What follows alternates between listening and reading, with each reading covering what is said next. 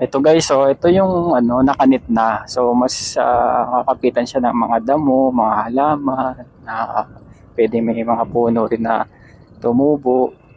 Dito bangin na yan guys, so pag nahulog ka dyan, nagkakalagyan ka. Bangin na yan.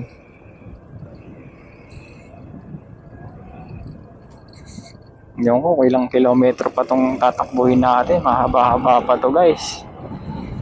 Mahaba-haba pa. Lakas ng loob natin, no? Pambihira, mag-isa lang yan. Lakas ng loob natin. Gumagawa sila ng ano. Ano nagawa nila?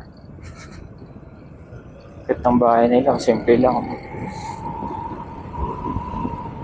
Hindi manira dito, tahimik.